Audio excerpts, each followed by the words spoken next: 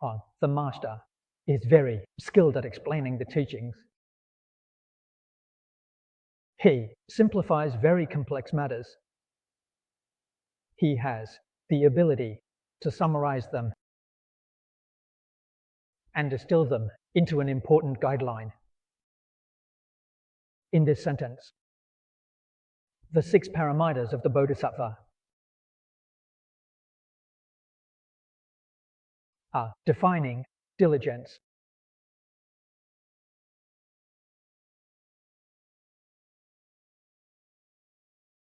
later on in the scriptures, there is a detailed explanation. This part is just an outline. We need to understand, to uphold precepts, to know how to cultivate. We need to know diligence. So this sentence includes the 3 studies and 6 practices.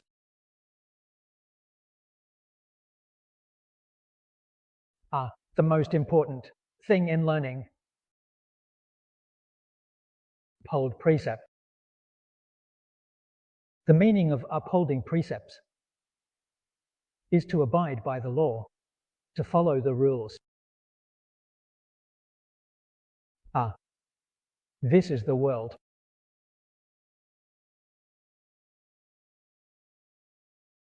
The Buddha taught us in the scriptures, teaching us what we should do. We must earnestly and diligently do it. Teaching us what we should not do.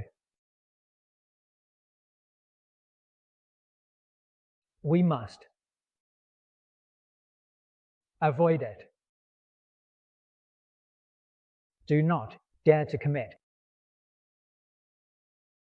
This is rules. The precepts in the 3 studies of precepts, concentration and wisdom are meaningful, not limited to. The articles of the precepts are, you need to understand the spirit of the precepts. The articles are very limited. How can the articles encompass our daily life? Every little detail isn't mentioned in the articles. The spirit of the precepts, when included, is complete. Therefore, the teachings of the Buddha in all sutras in the Eastern world, every sentence a precept, every word a precept.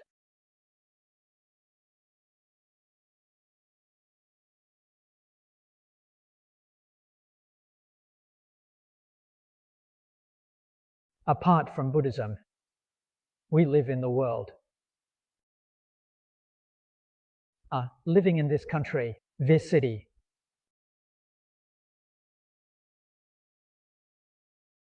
the constitution of the country, the laws of the country, those are also precepts. They must be followed and cannot be violated.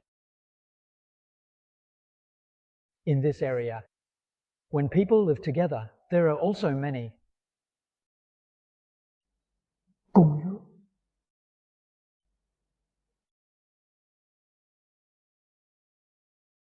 rules,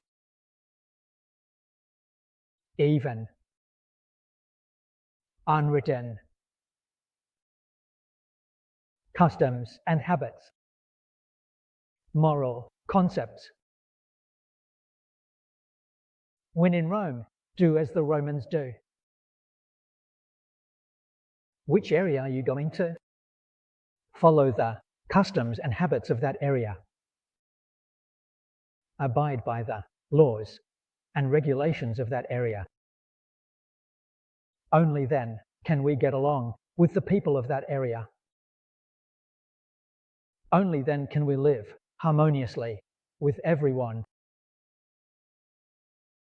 All of this is within the precepts. So, Study each word thoroughly. That scope, it's as vast as the mind. It also encompasses the entire universe.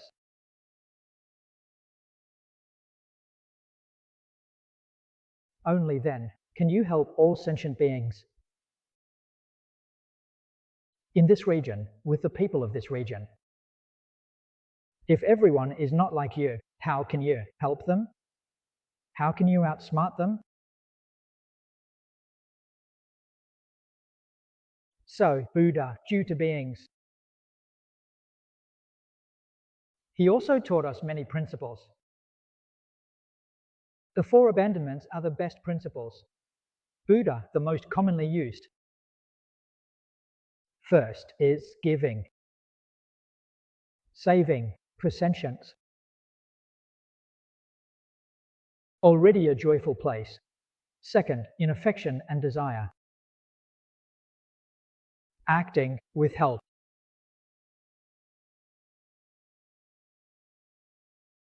The four wrong platforms also teach us the important guidelines for engaging with the public. The first phrase is called worldly talk. What does worldly mean? To make all sentient beings develop a joyful heart.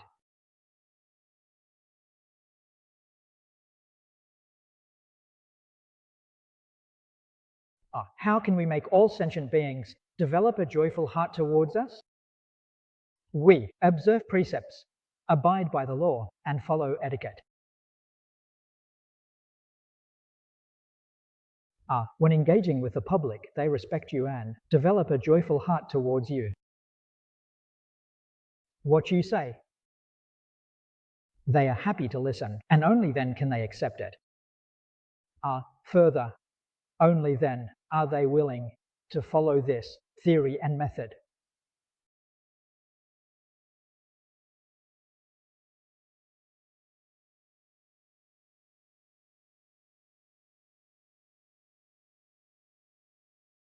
The key to studying Buddhism is in concentration. Buddhists often speak of 84,000 Dharma teachings, countless Dharma doors. In the four great vows, there are countless Dharma doors to learn.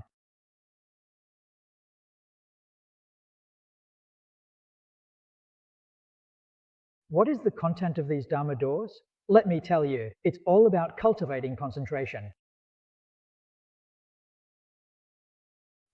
The methods and approaches to cultivating concentration differ. For example, in Zen Buddhism, they use the method of contemplating koans, using the method of investigating the head of the koan.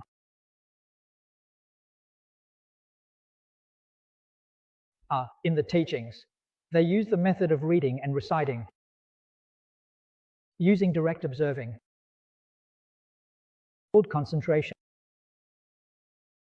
Pure Land sect uses the method of chanting Buddha's name.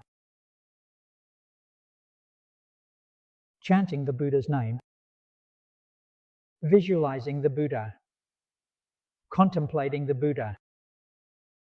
There are many methods indeed.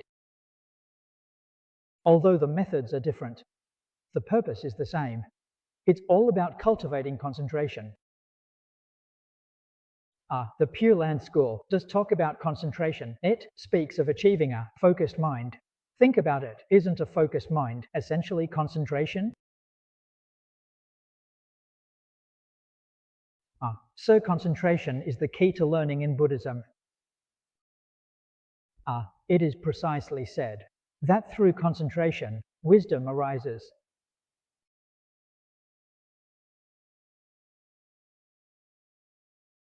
But if you truly want to gain proficiency, you need to apply the word of diligence well. It doesn't rely on wisdom or concentration, but on discipline and abstaining from indulgence. There's a sense of joy added to it. The utu means method, discipline.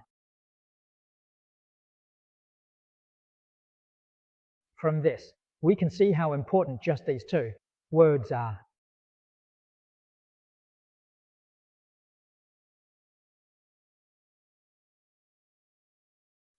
We decided that these two words cannot be combined. Today, we're practicing efforts, not work. It's because we don't understand this principle. Are we practicing very earnestly, and with great effort? But we are not diligent. Often say, what are we doing? We are getting too many mixed views, too scattered. Diligence means being specialized. 84,000 methods. A Buddha spoke well. The Dharma doors are equal, with no superiority or inferiority. It's what the Buddha said in the Diamond Sutra. This is the truth. If you want to study, you can only choose one from all the Dharma doors. One door is like gold. If you focus on one door, then you will make progress. That is diligence. So the Buddha did not teach us to be scattered. He taught us diligence, and that makes sense. Why? Because only then can you attain concentration. Only then can you have enlightenment.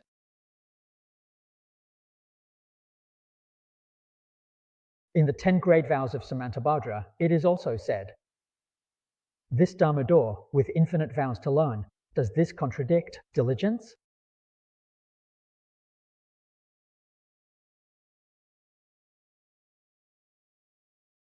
The infinite vows to learn the Dharma doors refer to learning broadly. That is not focusing on one thing. It means you are just learning and reading.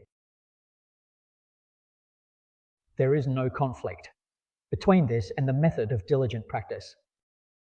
But there is an order of precedence. When you are just starting out, you must remember, focus on one method. When can you start to learn broadly and read extensively? When wisdom has opened. From this we know that focusing on one method well. Practice 3 studies of precepts, concentration, wisdom. Broad learning and extensive hearing are the 3 gatherings of a bodhisattva. Are you saying? The gatherings of literature, understanding, and practice are called the 3 gatherings, and that gathering is the gathering of precepts, concentration, and wisdom. If you haven't opened the gathering, where do you get the selection from? This is Trime. You have precepts, concentration, wisdom. You can learn from books. That is the boundless methods of practice everyone should cultivate quietly. This one method can help us accomplish vows to end endless afflictions. This is to achieve our own virtue. It can be ended.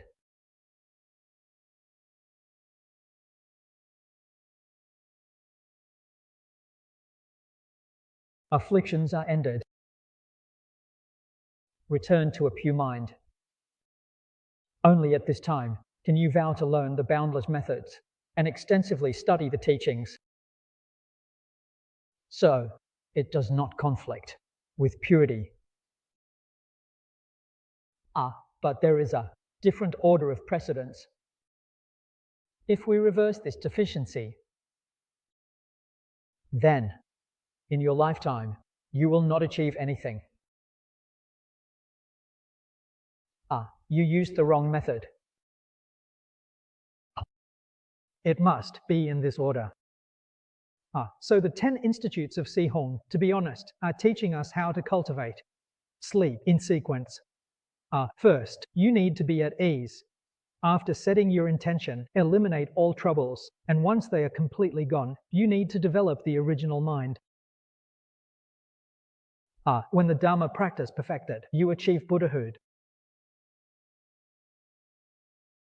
This order must not be confused. It must be sequential. State of mind. Honestly, the Buddha's compassion reaches the very foundation. He takes great care of future generations. Everything is explained clearly to you. Everything is made understandable. As long as you can understand and follow the Buddha's teachings, there is no way you won't succeed. The last sentence is even more exceptional. It comprehends the profound and subtle Dharma.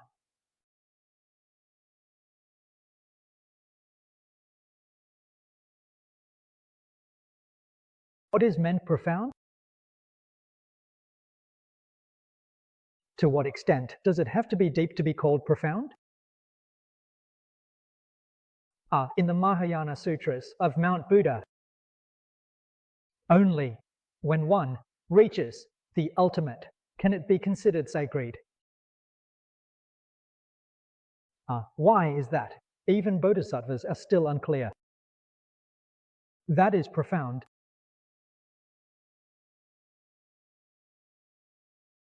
What Dharma is this? What is this subtle Dharma? Let me tell you all. It is the practice of reciting the Buddha's name.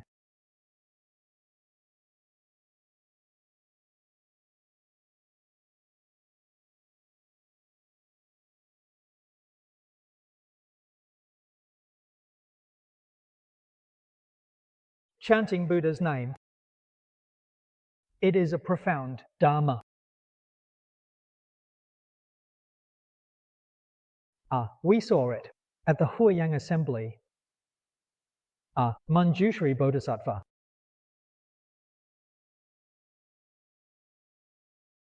Among the bodhisattvas, he is the foremost in wisdom. Samantabhadra Bodhisattva. He is foremost practice.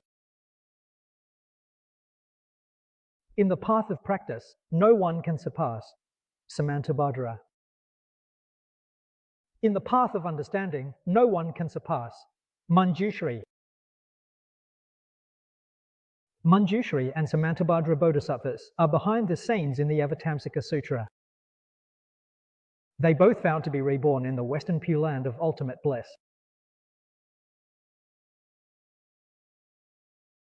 In my early years of learning Buddhism, regarding the Pure Land, I really found it hard to believe. Even though it was spoken by the Buddha, out of respect for the Buddha, we didn't dare to oppose or slander it. But to ask me to study this Dharma, I seemed reluctant. Regarding the Mahayana Sutras and teachings, I was very passionate, especially the Huayang.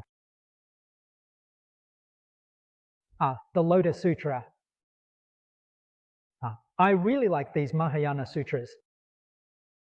Later on, when I saw these sutras, I turned towards the Pure Land. Then I got it.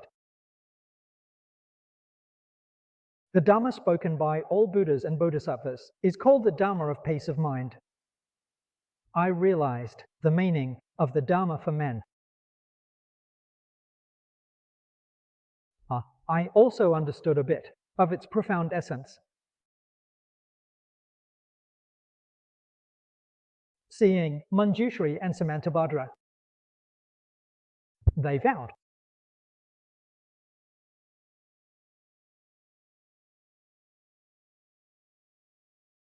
Afterwards, for so many years, I have delved into the sutras and teachings the main focus of this day. This small principle, it's real. As the Buddha mentioned in the Sutra of Contemplation, the mind is the Buddha. The mind makes the Buddha. The mind does the mind's work. The mind is, the blessing is, the ceremony is.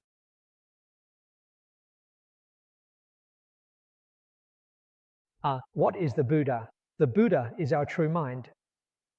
The Buddha is our true nature.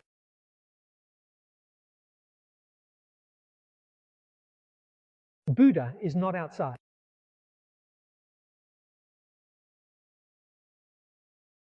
How do we become a Buddha? Unified motivation. If speech and actions align with self-confidence, then you are becoming a Buddha. If it contradicts self-confidence, you are becoming a sentient being. Alignment means becoming a Buddha. How to align? All 84,000 Dharma doors are aligned. Every door is aligned. Every door is about becoming a Buddha. So many methods. Are they all suitable for us to practice? Not necessarily. Why is that? Because the roots and minds of all sentient beings are not the same.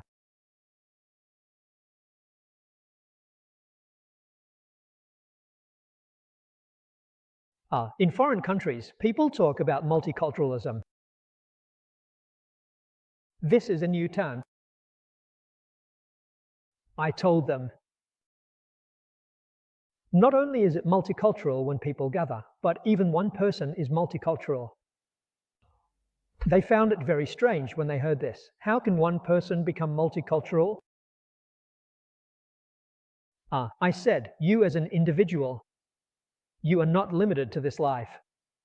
You have a past, and you also have a future. The past is without beginning, timelessly, through countless lifetimes. You have experienced all the realms of the 6 paths of reincarnation, and your Alaya consciousness carries habitual seeds. It's very complex, so how are you not multicultural?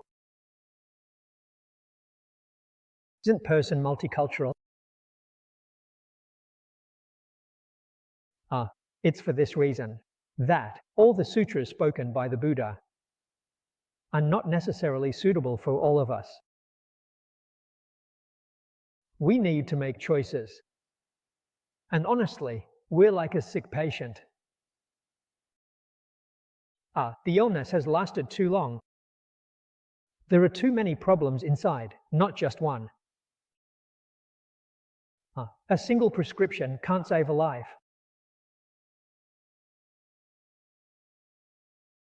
So you must understand how to choose. In treating illness, as you know, it is essential to match the treatment to the symptoms. It must be able to match the symptoms. Then the medicine will cure the illness, and the illness will be healed. Not just any medicine can treat our illness. That's not the case. You must choose from the medicinal materials. It must match the symptoms. Our study and practice of Buddhism is the same. There are many, many sutras and treatises spoken by the Buddha. Which ones are suitable? That can counteract the habits and problems accumulated over countless lifetimes, allowing me to achieve success in this very life.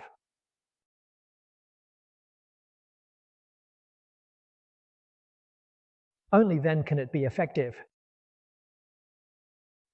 We are now in this lecture hall choosing these 2 sutras is the most suitable. In other words, it is the perfect remedy for our problems. the prescription of a good medicine, right? These two sutras are the Infinite Life Sutra and the Great Expansive Buddha Flower Adornment Sutra.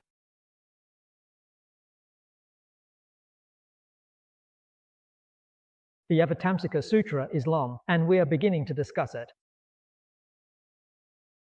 As for the Infinite Life Sutra, many of you fellow practitioners have heard it before.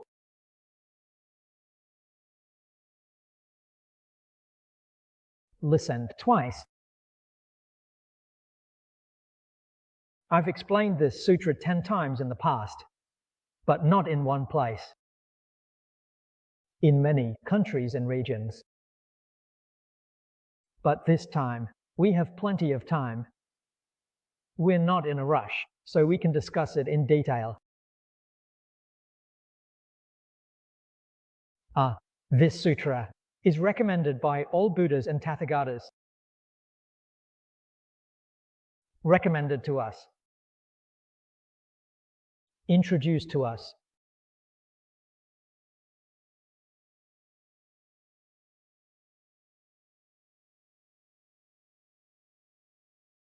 Encouraging us to put effort into this sutra. Set solid base. If you practice according to this sutra, you can reach the ultimate enlightenment. Zen calls it enlightening the mind and seeing one's true nature.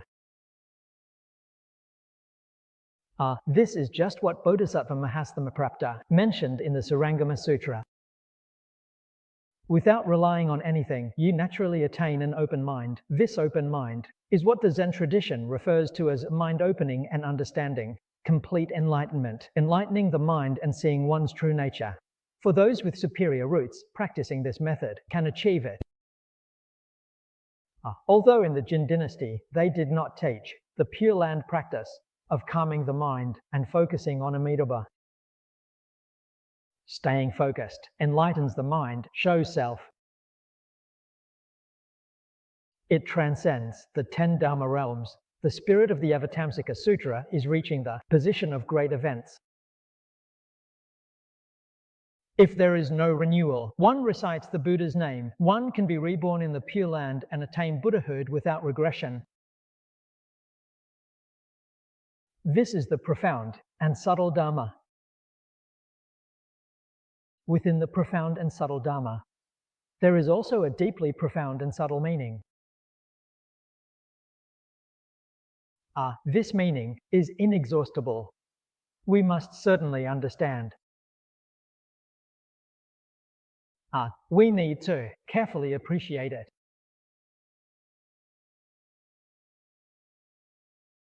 Why is that? If you cannot appreciate it, how can you surpass and excel? If you can truly appreciate it, then when you open the sutra, every word and sentence is the profound and subtle Dharma. Every word and sentence contains infinite meanings. We must affirm and believe in our true heart and all the Buddhas. There is no difference. So now the question is, what should we do? To align with the true mind and self-confidence, this is a big issue.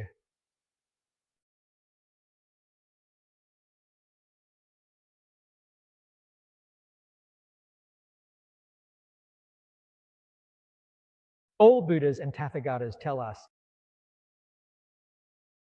if you often recite Namo Amitabha Buddha, then you will believe.